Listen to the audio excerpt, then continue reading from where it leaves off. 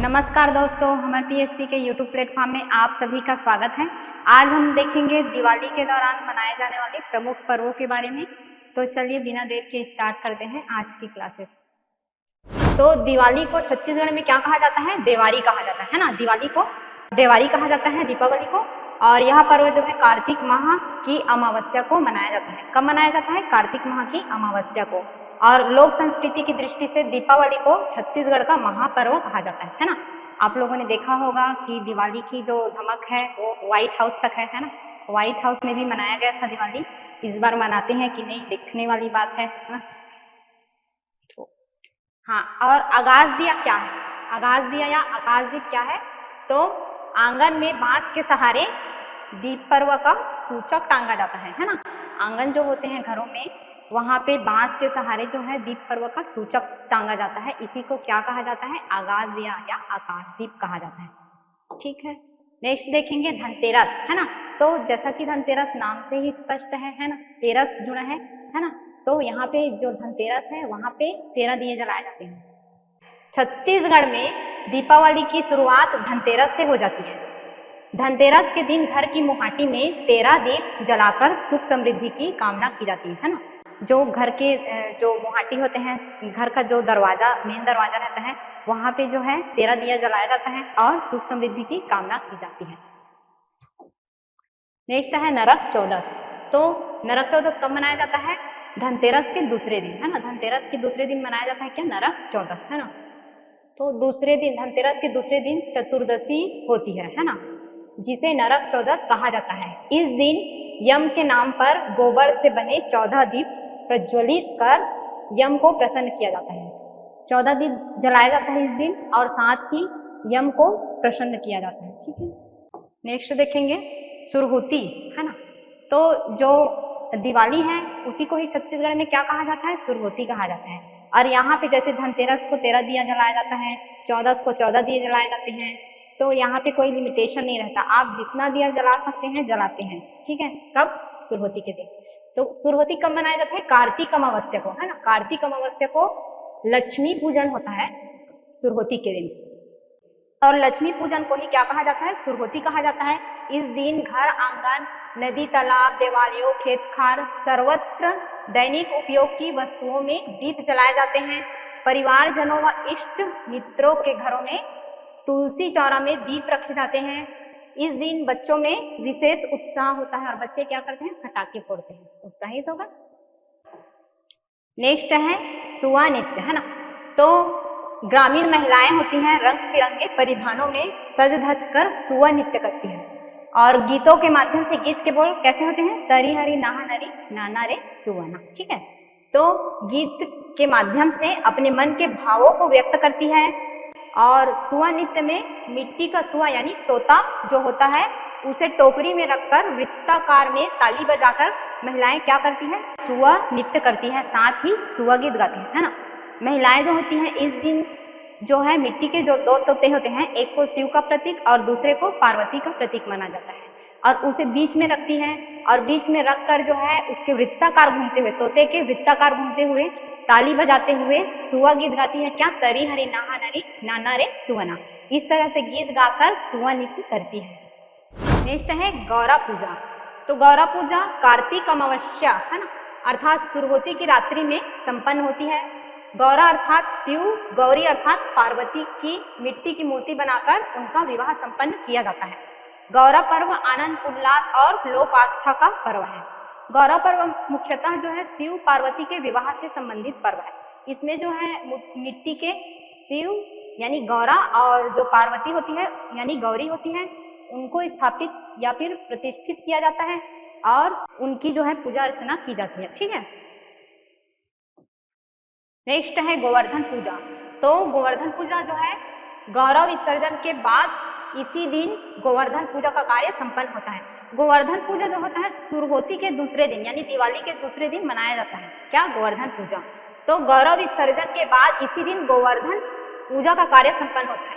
गौरा विसर्जन कब होता है? सुरहुती के दूसरे दिन, है ना। सुरहुती के दूसरे दिन सुबह क्या होता है? गौरा विसर्जन होता है।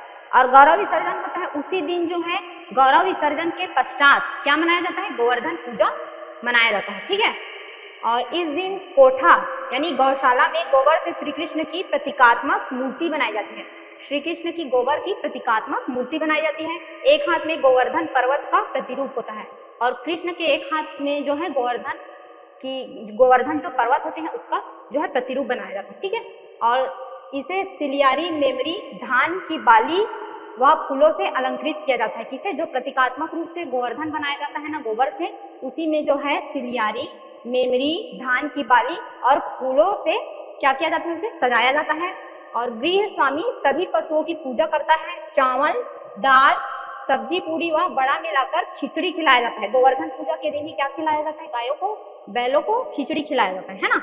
घर के लोग पशु का जूठन ग्रहण कर अपने को धन्य मानते हैं। गोवर्धन पूजा का यह पर्व जो है पशुधन व कृषि संस्कृति का संपोषक है। गायों को खिचड़ी खिलाने के पश्चात उसका एक जो हिस्सा है उसे घर के लोग जो है स्वयं बांट के खाते हैं। ठीक है, नेक्स्ट है हाथा। हाथा क्या है आप लोग जानते होंगे, है ना। हाथा एक अनगढ़ किंतु कलात्मक भित्ति चित्र है जिसे वह सहज रूप में चूड़ी रंग, सेमी, तरोई या भेंगरा पत्ते के रंग से चित्रित करती है। हाथा सुख समृद्धि का प्रतीक है। इसे सुख धना भी कहते हैं। हाथा को क्या कहा जाता है? सुख धना कहा जाता है। ठीक है, नेक्स्ट देखेंगे सोहई बांधना। तो सोहई जो है कब बांधा जाता है? संध्या के समय राउत अपनी नित्य टोली के साथ अपने मालिक के घर जाकर गायों को सोहई बांधते हैं। भैंसों को भागर बांधता है ना।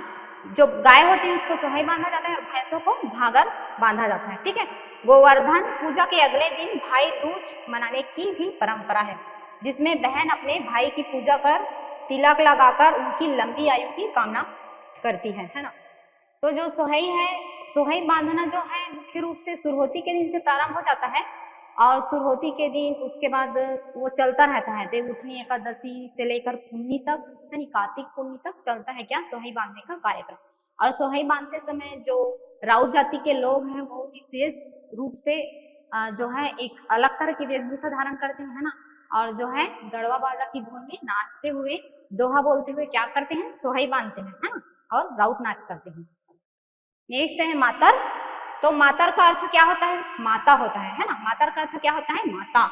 यादवों द्वारा धरती माता, जन्म देने वाली माता, ग्राम देवी और गौ माता की पूजा की जाती है। यादवों द्वारा जो है धरती माता, जन्म देने वाली माता, ग्राम देवी और गौ माता की पूजा की जाती है। मातर मातृवंदना का परिचायक है। गाय, भैंस, बकरी के गले में सोहई बांधी जाती है ना। इस दिन भी जो मातर है उस दिन भी गाय, भैंस, बकरी इत्यादि के गले में क्या बांधा जाता है? सोहई बांधा जाता है। मुख्य रूप से गाय और बैल के गले में सोहई बांधने की परंपरा है। ठीक है, नेक्स्ट है देवउठनी। तो देवउठनी क्या है? लोक पर्व है ना, जिसे शास्त्र में प्रबोधनी एकादशी कहा गया है। देवउठनी को क्या कहा गया है? प्रबोधनी एकादशी कहा गया है। जो देवी देवता देवशयनी एकादशी से शयन के लिए चले जाते हैं वे कार्तिक शुक्ल एकादशी को जागृत होते हैं, है ना। जो भगवान या देवता होते हैं वो कब जागते हैं? कार्तिक शुक्ल एकादशी को। इसके बाद ही शुभ कार्यों को शुरू करने की मान्यता है ना। जो देवउठनी एकादशी है उसके बाद ही आप देखे होंगे शुभ कार्य जो है प्रारंभ किए जाते हैं।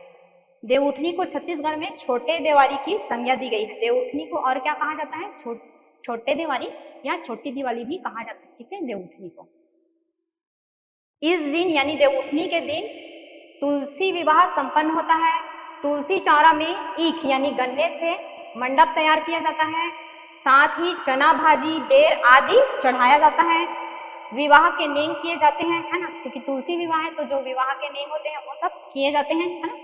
इस समय राउत नृत्य अपने चरमोत्कर्ष पर होता है। राउत नृत्य किया जाता है इस दौरान, है। और गाय, भैंस, बकरी को राउत लोग सोहई बांधते हैं, है ना। देवउठनी एकादशी के दिन भी सोहई बांधा जाता है और जो कि पूर्णिमा तक चलता है ना। देवउठनी एकादशी और कार्तिक पूर्णिमा को भी सोहई बांधा जाता है। यह क्रम कार्तिक पूर्णिमा तक चलता है। देवउठनी के बाद ही लोग विवाह के लिए वर वधू की तलाश में निकलते हैं। छत्तीसगढ़ में धान की कटाई भी प्रारंभ हो जाती है। देवउठनी के बाद धान की कटाई जो है प्रारंभ हो जाती है। आप देखे होंगे कि जो वर वधू ढूंढने का कार्यक्रम है ये भी इसी दिन के बाद से प्रारंभ होता है ना। नेक्स्ट है दियारी। तो दियारी क्या है? सामान्यतः दीपावली जो है हमारे मैदानी क्षेत्रों में मनाया जाता है कार्तिक अमावस्या को, है ना। कार्तिक अमावस्या को क्या मनाया जाता है? दीपावली, मैदानी क्षेत्रों में। किंतु जो बस्तर क्षेत्र है वहां पे दिवाली जो है दीपावली के दूसरे दिन मनाया जाता है, यानी शुरुआती के दूसरे दिन मनाया जाता है क्या? दिवाली के साथ। तो बस्तर क्षेत्र में दीपावली के दूसरे दिन गायों बैलों को खिचड़ी खिलाकर क्या मनाया जाता है? दिवाली त्योहार मनाया जाता है। इस दिवाली त्योहार में बस्तर क्षेत्र में जो लोग हैं वो गायों बैलों को क्या खिलाते हैं? खिचड़ी खिलाते हैं, है ना। तो ये विशेष है क्योंकि हमारे मैदानी क्षेत्र में दिवाली मनाते हैं, उसके जस्ट दूसरे दिन कहाँ दिवाली मनाया जाता है? बस्तर क्षेत्र में। आपने वीडियो अभी तक देखा इसलिए आपका बहुत बहुत धन्यवाद। हाँ, और अगर इसका PDF चाहिए तो आप हमारे PSC के इस ऐप को डाउनलोड कर सकते हैं, जिसका QR कोड दिया हुआ है। इसे स्कैन करके आप हमारे ऐप को डाउनलोड कर सकते हैं, या फिर आप हमारे टेलीग्राम चैनल का जो QR कोड दिया हुआ है उससे स्कैन करके आप हमारे टेलीग्राम चैनल को डाउनलोड कर सकते हैं। और आप सभी को दीपावली की बहुत बहुत शुभकामनाएं। यह दिवाली आप सभी के लिए मंगलमय हो। Thank you very much.